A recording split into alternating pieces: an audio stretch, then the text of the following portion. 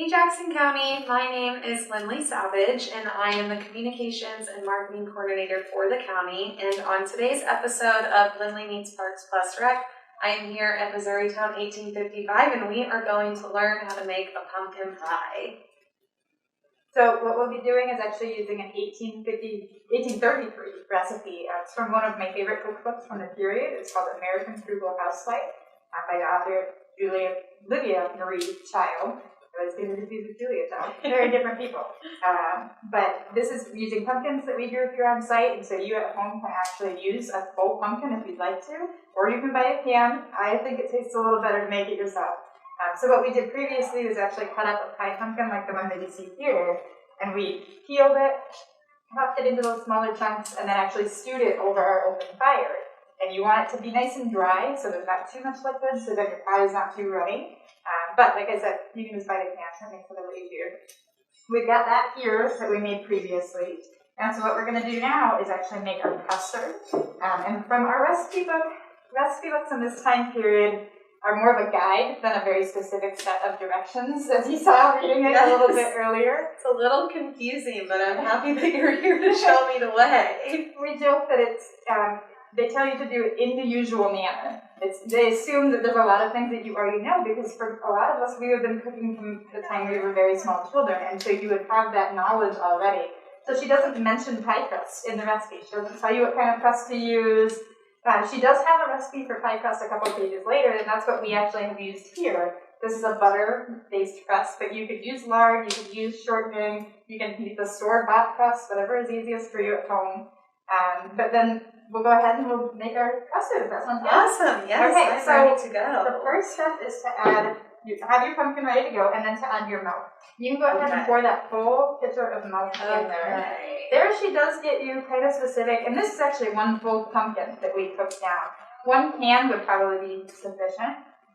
All right, and then you want to go ahead and stir that up. Yes. The goal is to make it as smooth as possible so you don't have a lumpy, chunky pie. We actually, after we cooked our pumpkin, we strained it through what she called a colander or a colander. You can use a mesh strainer, whatever it is, just to make sure it's nice and smooth and gets out any pieces of peel that you didn't quite get off. The other thing that she tells you to do when you cook your pumpkin is to actually leave the stringy parts on. Which we're used to taking those off when we make our jack-o'-lanterns, but that's actually the sweetest part of the pumpkin. Oh my gosh. And so the more of that you leave on, the less sweetener that you need to add on later. Well, that is awesome. All right. Close to the right consistency. So once you've got your milk added and everything kind of incorporated, we can start adding our seasonings. Okay. One of the earliest recipes for pumpkin pie actually comes from 1653. It's a French recipe, and it would look almost identical to what we're doing here today. The only real difference is that they use sugar as the sweetener. We're going to be using sorghum molasses that we make here on site. And for the seasoning, they actually use ground almond. Okay. The level of sweetness that we expect today in a modern taste is very different than what you would have expected even only 100 years ago. Okay. And so it would have been a much bitterer taste to what we're used to. But you can go ahead and add some of the sorghum. Okay. Here's where it gets a little tricky. She does not tell you how much molasses. She says use molasses or honey. We're going to use that sorghum molasses because we actually produce that here on site. But it's to taste. It's as much as you want to add. So start, and once we get the spices added, we'll taste it and we'll check and see what we think. A little bit at a time. I would say probably about half of a cup will be good. But then we can always add more. There's good, or a little more maybe? I would do a little more. Okay. But this is your pie, so. I definitely like it sweet, so we'll start there, and if we need to go back. So this is sorghum molasses. Most of the molasses you purchase in a grocery store is what we call blackstrap molasses, which is made out of cane sugar, and in this time period is being produced down in the Caribbean and being shipped out. Our molasses is used using sorghum, which is a tall plant that looks kind of like corn when it grows. Okay. And we actually juice it, we press it, we boil it, and we make molasses. Usually that's something we do during our fall festival. This year obviously is a little different, but we'll actually be doing it this coming weekend, which I think is the 8th and the 9th, Saturday and Sunday. So if you want to come out and check that out too, that'll be a fun opportunity to see us. Yeah, definitely. It's so cool that you guys do everything from here. It's very refreshing in the times that we live in now. We don't have our own milk cows now, but pretty much everything else on the table, the pumpkin, the molasses, the eggs, those come from our chickens. Oh, so great. That's awesome. If you want to go ahead and add your spices, yes. Here she does give us a little bit more guidance. It's a pinch of salt. Okay. So go ahead and, I normally just kind of pour a little bit in. Okay. I might just take. Yeah. And then, good luck to toss it over your shoulder when you're done. Just a pinch. Okay. And then, I might have to use a little more. A little too much. And then actually she does tell you, so what she says is she says 2 teaspoonfuls of salt. Last time we tried that, it was very salty. So we're going to cut down on that. And then she says 2 great spoonfuls of sifted cinnamon and 1 of ginger. Now, a teaspoon in a modern kitchen, right? You reach into your drawer, you've got your perfect little teaspoon. We don't really have that quite yet. And so just your standard little tiny spoon that you would use to stir your tea. This is actually a teaspoon. Okay. And a tablespoon then is your bigger spoon. A cup is your little tea cup. And so you'll always have those at hand. If you ever find yourself in need of measuring utensils and you don't have them, now you've got it. Yes. So if you want to go ahead, we've got some ginger and we have some cinnamon that we ground up previously. Okay. And with a lot of these recipes, again, it's always kind of with a pinch of salt, a grain of salt. So we'll kind of season to taste. Okay. So what I'll do is I'll let you go ahead. Yeah, go right ahead. And then I'll let you stir it up and then give it a taste to see what you think. Oh my gosh, it smells so good. It's interesting to the modern palate that there's no nutmeg in this. Nutmeg is kind of the most common of the pumpkin spice seasonings that we think of. But nutmeg's pretty expensive. And so cinnamon and ginger are going to be a little easier to purchase. And that's something you would have had available at our mercantile or general stores, shops like that. So 1 of the ginger? 1 of the ginger. Okay. Unless you really like ginger, then you can put more in. I do a little more. It never hurts. I do really love ginger. Okay, I will go ahead and mix those. Oh my gosh, this is starting to smell so good.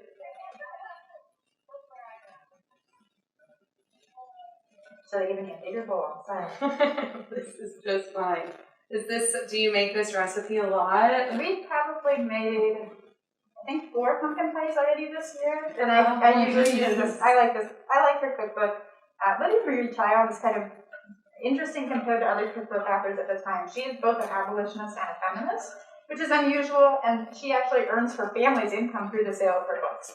So she has this one, she has another called Mother's Own Book, or The Mother's Book, which would tell us how to raise our children. And this is kind of a combination cookbook and household guide. So she's not only telling you these recipes, how to make pumpkin pie, how to roast a joint of meat, but also how to live in an economical way. So there's advice on how to clean your fireplace, how to keep your dishes, how to reuse clothing. So it's all about that kind of clean and frugal living, which, if you look at modern blogs today, it's not really that different than the advice that she gives you. Yes. So, all right, I'm going to step away and let you give that a taste if you want to use that spoon again. Yes. Oh, I'm so excited.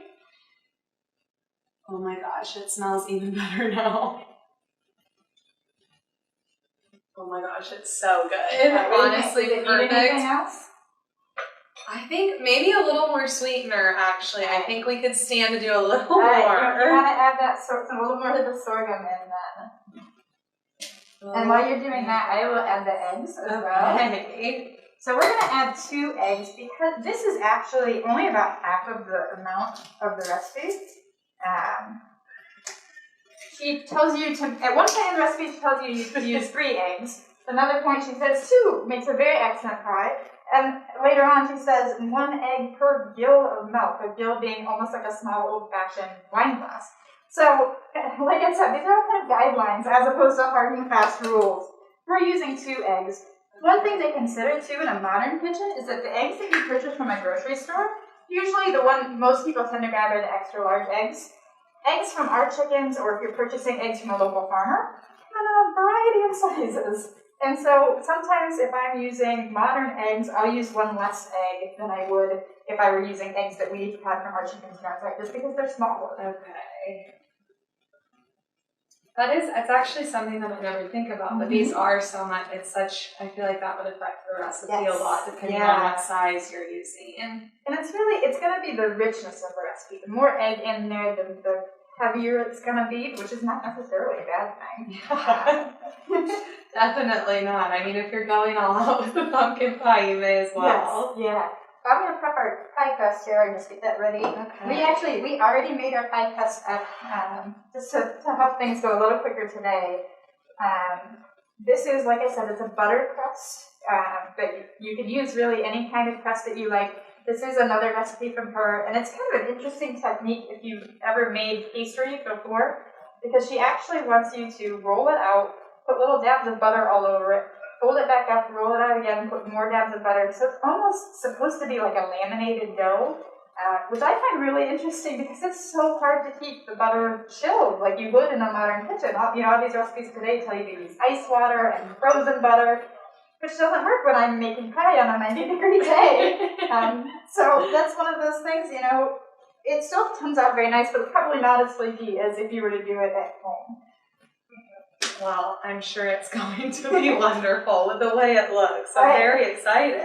Well, when you're ready, you can go ahead and pour it into the pie. And what I'll remind you is that eggs do rise a little bit as they cook. So don't fill it right up to the top because it'll poop over the top. Okay.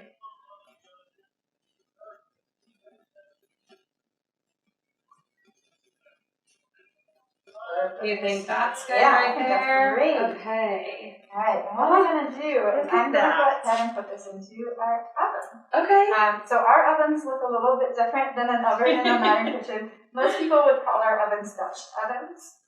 And what I've actually done is I've preheated my oven. And so I actually tucked it back into my hearth so it was next to the fire, so it got nice and warm. We also preheated our pie dish a little bit because it is a cooler morning this morning on a lovely fall day.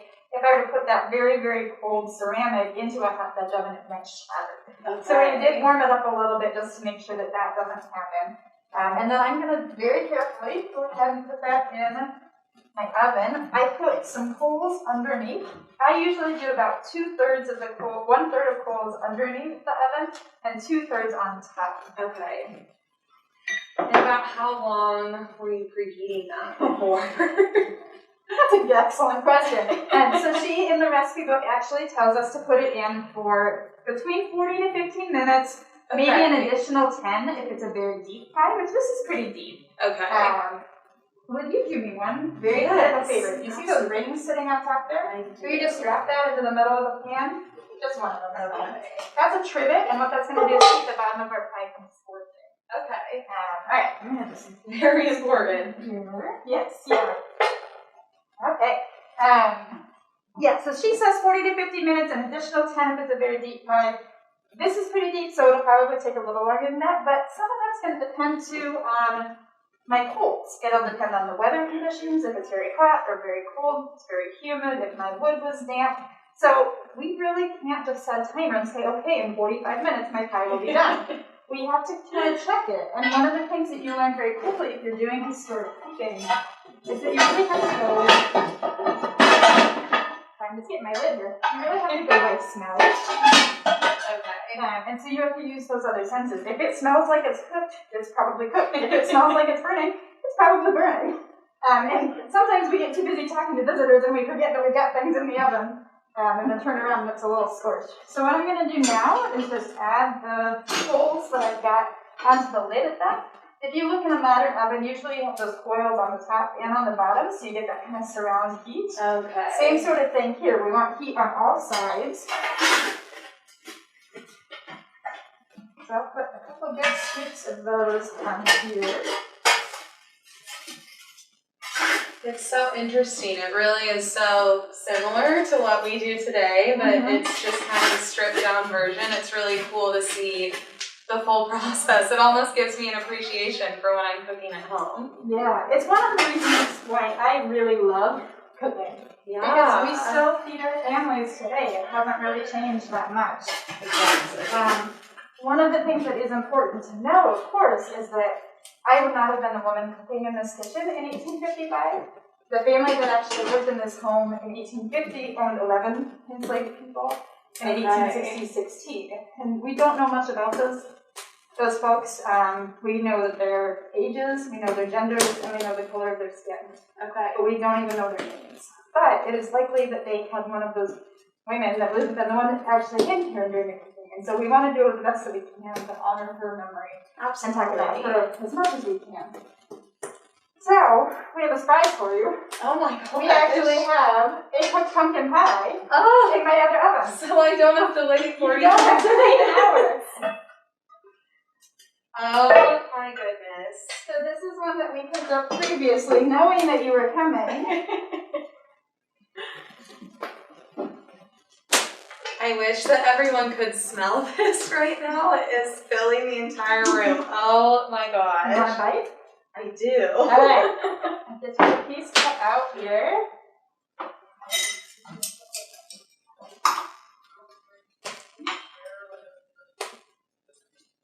Oh, pumpkin pie is one of my very favorite things of the fall season. So this is probably my favorite activity that we've done so far. And this is my first piece of pumpkin pie this fall, so perfect. It's probably going to be the best. Also, I can't imagine that you would get any better than this. All of these fresh ingredients, it's amazing. The crust is so flaky. I have a feeling this one is going to be a little bit better than the one that I just made. So, oh my goodness. Alright, I'll give you your fork. If you guys want a little peek, it is a perfect slice of pumpkin pie. I am so excited. Oh my gosh. Oh my gosh. I am going to have to probably eat this entire thing. Thank you so much. I'm so excited. I feel I'm going to go home and show all my friends and family this recipe. They're going to think that I'm so much cooler than I actually am because I have all this knowledge now on pumpkin pie. Well, the nice thing is that a lot of these recipe books have been digitized, and so you can actually find them on Google Books or on what's called Project Gutenberg. And because they were published back in the 19th century, they're available for free, or you can buy facsimiles like the one that we've got here. Oh, that is so awesome. Thank you so much. Absolutely. Well, do you have anything else that you want to add or anything that you want to share? Or do you think that we covered it all? We covered a lot of it. We are open to the public. We're open right now Tuesdays through Sundays from 9 to 4:30. And then mid-November, we'll switch to our weekend, our winter schedule. So we're open Saturdays and Sundays. We're also starting a new initiative on Tuesdays. We know that our site is not the most accessible, and so we are doing drive-through Tuesdays. So we're allowing folks to actually drive vehicles into the site to park and get out. And hopefully that allows folks that maybe have a harder time making that walk. Oh, how awesome. That's such a great idea. Well, thank you so much. I really appreciate this. This was so fun. Everyone, make sure to follow Jackson County Mo on Facebook, Twitter, and Instagram, and Jackson County Parks Plus Rec on Facebook as well, and visit makeyourdayhere.com to explore Jackson County Parks Plus Rec, specifically all that Missouritown 1855 has to offer. And head on out for the perfect fall activity.